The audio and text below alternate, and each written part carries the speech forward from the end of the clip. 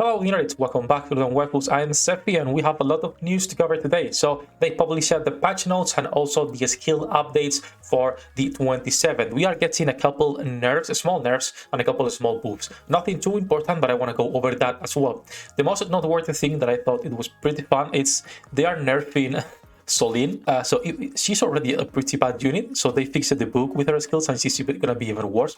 So we'll talk about that in a second. Let's actually switch to the browser, and we have two posts to go over. First is gonna be the character skill fixes, and also we'll go over the update on April 27. This is pretty similar to what they leaked previously. Before we start, like always, don't forget you can join our Discord community with the link in the description below. So let's start with the character skill because that's gonna be faster. So first of all, they are fixing some air type raptors that you become immune to forced relocation effects with characters like, for example, Jan.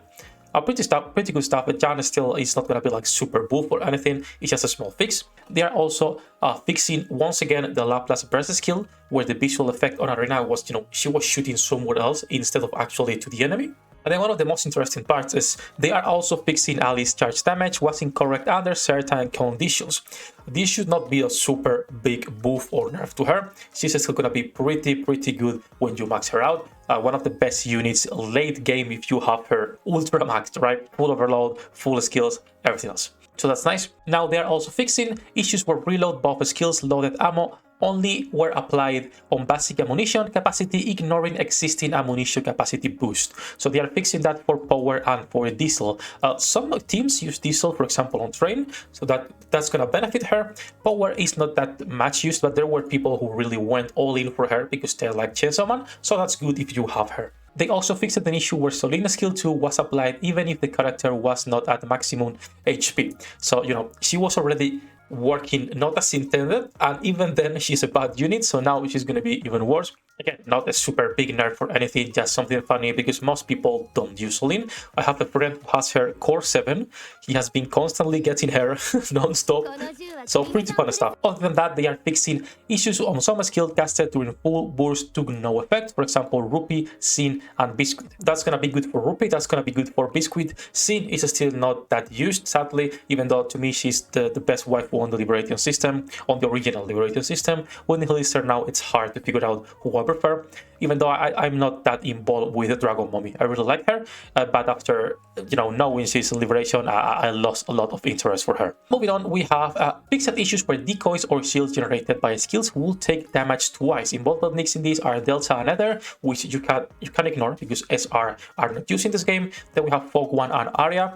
Fog 1 is not super used, she has some usage. Arya has super niche teams you can be applying her skills in, but still, the most important two in here are gonna be obviously Senti and Polly.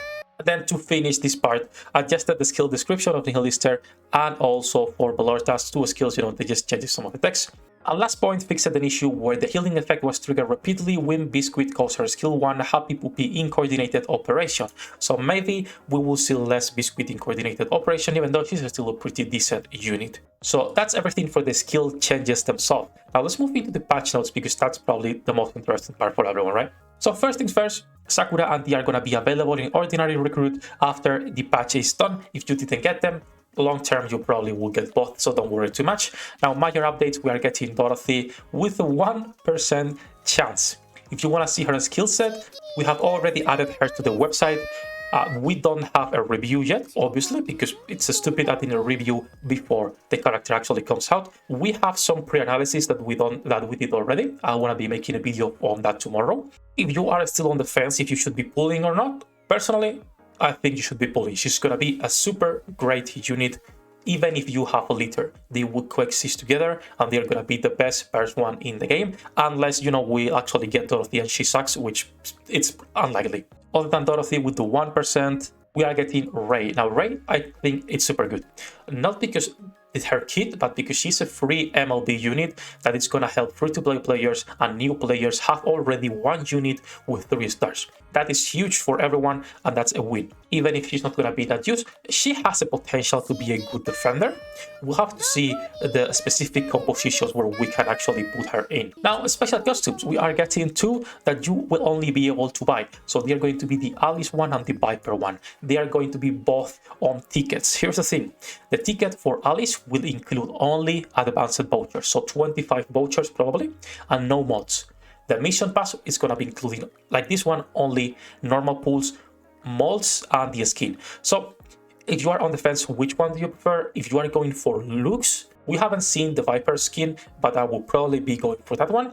But if you want more pulls for the advanced recruitment, you will probably want to buy the Alice in Wonderland pass.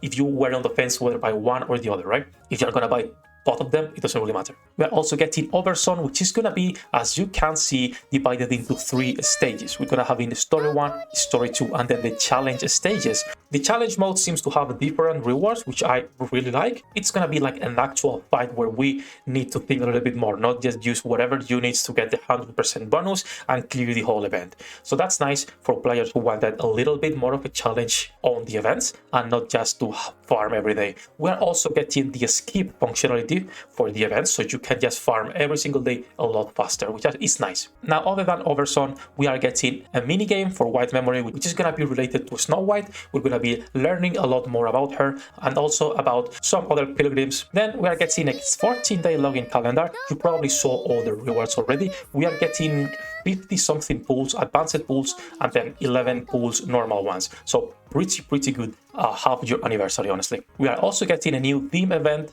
where you will be able to go to the outpost and see some fireworks and some stuff. Pretty, small addition, but still nice. We are getting new content. That's nice. I'm actually on the fight with Nihilister, and I have like no incentive to fight her because there's no content afterwards, but now I need to clear her so I can progress to chapter 21 and 22. Chapter 21 is going to be Giant Wall, and chapter 22 is going to be Invasion that should have happened earlier. Moving on, we have the solo raid. So two things interesting here. We still don't know the whole difficulty, but we know what materials we are getting. So we'll be able to get the same materials as the Union raid, which is here. So we'll be able to get batteries and dupes. So I'm not sure if they're gonna give the same Union chips or it's gonna be a new shop. I hope it's the same chips, honestly, because that means you will be able to get the dupes faster and the cubes faster. The upgrades for the cubes are actually huge and will help you a lot. There's also gonna be a ranking where you will be able to get gems here. So go for a rank in the challenge difficulty to get gems.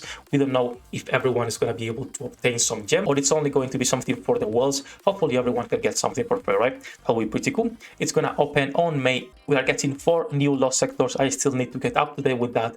A new Union raid season. I've said this a lot of times. I don't care too much. I just do my Union raids when they are here, and that's it. And the 2 passes, like I was saying previously.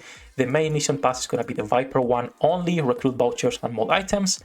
And the Wonderland Pass is the one with Alice, where you will be able to get advanced recruit vouchers and the skin, obviously. And then some more packages for the event and the optimizations, which we will know after the maintenance is done. Overall, I'm pretty happy with this patch. I think like on the last 2-3 months, every patch is getting better. We are getting a lot more communication. We are getting a lot more stuff to do in the game, a lot more rewards overall. And even with all the initial drama on NIKKE, I'm pretty happy. Let me know how you feel right now about the game, because I know a lot of people left the game like earlier, and now they're coming back to see how things are going, and it's better, right? Or at least that's what I think. So let me know what you think about all of these changes. Not so short video today. Wanted to go over all the updates. Hope it was useful like always, and see you in the next one.